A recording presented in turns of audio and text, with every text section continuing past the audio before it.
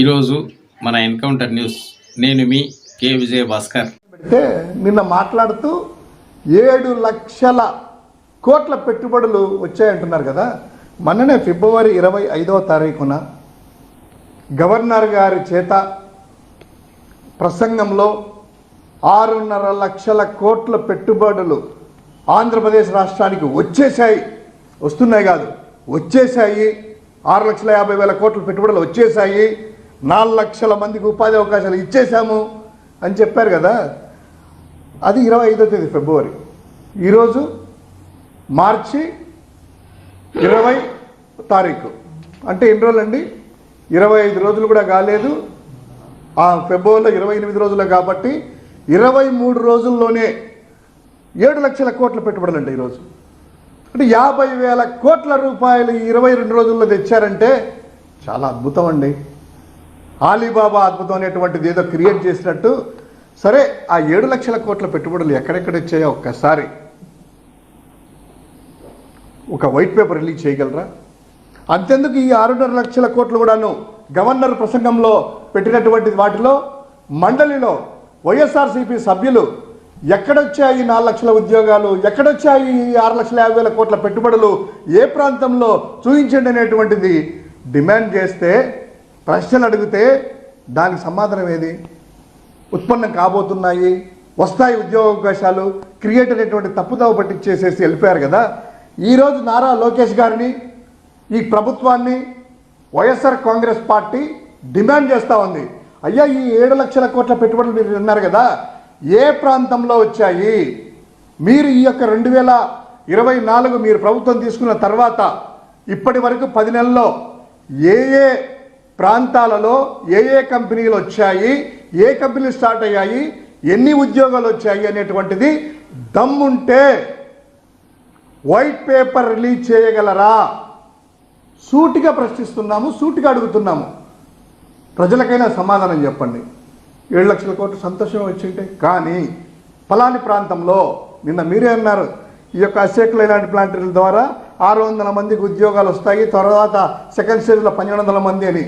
అలా కంపెనీ పేరు చెప్పి ఫలాని కంపెనీలో మా హయాంలో ఇదిగో ఈ తేదీన ఈ జియో ద్వారా వీళ్ళకి అనుమతులు ఇచ్చాము, వీళ్ళ ద్వారా ఒప్పందం జరిగింది, తర్వాత వాళ్ళు స్టార్ట్ చేశారు, ఈ ఫలానా వారికి వచ్చాయినటువంటి మీ ఎంప్లాయ్మెంట్ డేటాలో కూడా ఉంటుంది కదా, వీళ్ళకి ఉద్యోగాలు ఇచ్చాము. అంత డీటెయిల్డ్గా వెళ్ళకపోయినా కూడాను ఈ ప్రాంతంలో ఇంత పెట్టుబడి వచ్చింది, ఇన్ని ఉద్యోగాలు అని వైట్ పేపర్ మీరు రిలీజ్ చేయగలరా? చేయలేరు. ఎందుకంటే ఉన్న కంపెనీలనే మిమ్మల్ని చూసి ఈ యొక్క అరాచకాలు చూసి ఆంధ్రప్రదేశ్ రాష్ట్ర ప్రభుత్వము ఎవరైనా కూడాను ఈ 10 నెలల్లో పెట్టుబడులు రావడం కాదు కదా, ఉండే వాళ్ళే తట్టా బుట్ట సర్దుకొని పారిపోతున్నారు. అందుకు ఉదాహరణే జేఎస్డబ్ల్యూ, జిందాల్ స్టీల్ ప్లాంట్ మేము పెట్టుబడులు పెడతామని వైఎస్ జగన్మోహన్ రెడ్డి గారి హయాంలో వచ్చి వారికి రెడ్ కార్పెట్ వేసేసి పరిశ్రమలకు, పారిశ్రామికవేత్తలకి ఈ ఉద్యోగ అవకాశం మాకు ఇవ్వాలని చెప్తే సరైనసి ఒప్పందాలు చేసుకుని పనులు మొదలుపెట్టే టైంలో మీరు వచ్చి వారి మీద, పరిశ్రమల మీద దాడులు చేస్తూ ఉంటే ఆ యొక్క జిందాల్ స్టీల్ ప్లాంట్ మహారాష్ట్రకి వెళ్ళిపోయింది. ఎన్ని వేల ఉద్యోగాలు వచ్చాయి, ఎన్ని వేల కోట్ల పెట్టుబడులు వచ్చాయని చూసుకోండి. మీరు మా ప్రభుత్వాన్ని, వైఎస్ జగన్మోహన్ రెడ్డి గారిని మీరు అంటున్నారే పారిపోయారనేసి, ఒక్కసారి చరిత్ర తిరగ చూడండి. 2019-24 మధ్యలో 2 సంవత్సరాలు కోవిడ్ వచ్చినా కూడాను 2 ఇండస్ట్రియల్ కారిడార్స్, ఒకటి కొప్పర్తి మెగా ఇండస్ట్రియల్ పార్కు, రెండోది ఓర్వకల్లు ఇండస్ట్రియల్ పార్కు, ఈ 2 ఒక్కసారి చూసుకోండి. అక్కడ మేము వచ్చిన తర్వాత అనుమతులు ఇవ్వడమే కాకుండా ఇండస్ట్రియలిస్టులు వచ్చి పెట్టుబడులు పెట్టి వర్కులు మొదలుపెట్టి ప్రొడక్షన్ కూడా బయటకు వచ్చింది. సాక్షాత్తు మీ డిప్యూటీ చీఫ్ మినిస్టర్ గారే వెళ్ళి ఆ గ్రీన్ కోన్ అంతా కూడా ఇంత అద్భుతంగా ఉందా, ఇన్ని ప్లాంట్ వచ్చాయా, ఇదా అనేటువంటిది పొగిడినటువంటి ఒక వాస్తవాన్ని మేము ప్రజల ముందు తెలుస్తున్నాం.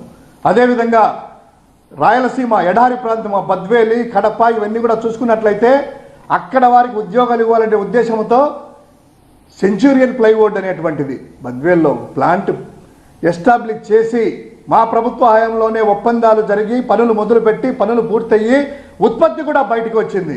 అదేవిధంగా Kopparthi mega industrial park, EMC park కూడా, వైఎస్ఆర్ ఈఎంసీ కూడా ఎలక్ట్రానిక్ మ్యానుఫ్యాక్చరింగ్ క్లస్టర్ కూడాను ఇప్పుడు కూడా సీసీ కెమెరాలు అయితేనేమి, అదేవిధంగా యాపిల్ ఫోన్కి సంబంధించినటువంటి కొన్ని విడి పరికరాలు కూడా ఎలక్ట్రానిక్ ఉత్పత్తులు ప్రారంభమయ్యే ఈరోజు జరుగుతూ ఉంది. అది జగన్మోహన్ రెడ్డి గారి హయాంలో. కానీ మేము ప్రచారం చేసుకోలేదు. మీలాగా 6 లక్షల కోట్లు, 6.5 లక్షల కోట్లు, 7 లక్షల కోట్లు అంటే అప్పులు ఏ విధంగా మీరు ప్రతి మంగళవారం అప్పులు చేస్తున్నారో అలా మీడియాను సపోర్ట్ తీసుకొని అబద్ధాలతో 7 లక్షల కోట్ల పెట్టుబడులు అంటే ఈ 10 నెలల్లో మీరు అన్నట్టు 10 నెలలు అయింది కదా, పూర్తయింది కదా, నెలకు 70,000 కోట్ల రూపాయలు పెట్టుబడులా, 7 లక్షల కోట్లు పెట్టుబడులా, 4 లక్షల ఉద్యోగాల ఎక్కడిచ్చారు? అదే మేము వాస్తవంగా మీకు వైట్ పేపర్ అన్న రిలీజ్ చేయండి, లేకపోతే కులమత ప్రాంతాలకు అతీతంగా వెల్ఫేర్ స్కీమ్స్ మేము అమలు చేసి గ్రామ వార్డు సచివాలయాల్లో బయట ఒక బోర్డు డిస్ప్లే చేసేవాళ్ళము. ఈ పథకం ద్వారా ఇంతమందికి లబ్ధి చెందారు, వీళ్ళకి ఇంత వచ్చింది అనేటువంటిది. అలా మీరు కూడాను గ్రామ వార్డు సచివాలయాల దగ్గర కావచ్చు, లేకపోతే జిల్లా కేంద్రాల దగ్గర కావచ్చు, ఈ జిల్లాలో మేము ఇన్ని ప్లాంట్ తీసుకొని వచ్చాము, ఫలాని ప్లాంట్ పేరు, ఫలాని ఒప్పందము, ఇంతమందికి ఉద్యోగాలు వచ్చాయి అనేటువంటిది బహిర్గతం చేయగలరా? లేకపోతే మీ ఎల్లో మీడియాలో అయినా కూడాను పత్రికల్లో మీరు 10% అయిన నిజాలు రాయగలరా? రాయలేరు. ఎందుకంటే అన్ని అబద్ధాలే. ఏ పరిశ్రమ వచ్చింది? దావోస్కి వెళ్ళారు. దావోస్కి ఏంటి పెయిడ్ హాలిడేస్ లాగా అక్కడికి వెళ్ళారు. ఈ పరిశ్రమ వచ్చింది, ఇది వచ్చింది, ఆ హంగామా అది చూసి బాబా వచ్చాయి పెట్టుబడులు వచ్చేసాయి ఇదిగో అని ఏదో అంటారు కదా, ఒక మాయ చేసి మాయా బజార్లో లాగా చేసేసి ప్రజల్ని ఇంతకుముందు కూడా అలా చేశారు కదా. అదేలేక ప్రజల్ని మభ్య పెడదామనేసి మీరు అనుకుని ఆ అబద్ధ ప్రచారాలు చేస్తే నష్టపోయేది రాష్ట్రము, నష్టపోయేది యొక్క రాష్ట్ర ప్రజానీకమే. ఊరిక గాలిలో లేకుండా, గాలిమేడలు లేకుండా కాస్త వాస్తవ లెక్కలైనా కూడాను ప్రజల ముందు పెట్టి పరిపాలన మీద దృష్టి పెడితే, మీ యొక్క శాఖలో దృష్టి పెడితే, ఆ యొక్క విద్యా సంబంధించినటువంటి పిల్లలకి తల్లికి వందనం రాలేదని ఏడుస్తూ ఉన్నారు. లేకపోతే కనుక బళ్ళలో డ్రాప్అవుట్స్ పెరుగుతున్నాయి. మేము ఉన్నప్పుడు 12th వరకు ఉన్నటువంటి పిల్లలకి 8th క్లాస్ నుంచి ట్యాబ్స్ ఇచ్చేసేసి బైజూస్ ద్వారా, అదేవిధంగా ఐఎఫ్పి ప్యానల్ ద్వారా ఎన్ని కూడాను అప్ టు డేట్ సిలబస్ ఇచ్చేసేసి ఇంగ్లీష్ మీడియం ద్వారా ప్రజలకి విద్యార్థులకు మేలు జరిగేది. ఇవన్నీ గాలిన పడ్డాయి. సరే, ఇంకోటి ఫైనల్గా ఒకటి అడుగుతా ఉన్నాను.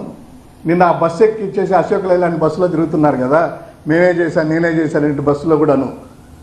ఏమొద్దయ్యా పాపం, ఆ మహిళలందరూ కూడా ఎదురు చూస్తున్నారు. మీరు బస్సు ఎక్కడం కాదు, టికెట్లు లేకుండా ఫ్రీగా ఎక్కడికైనా తిరగచ్చని చెప్పారు కదా. దాదాపు 10 నెలలు అవుతుంది. ఆ బస్సులో కాస్త మహిళల్ని టికెట్ లేకుండా ప్రయాణం చేసుకొని ఇస్తే కాస్తైనా కూడా ఈ యొక్క మహిళలకైనా ఉపశమనం కలుగుతుంది అనేటువంటిది తెలియజేసుకుంటున్నాను. Thank you.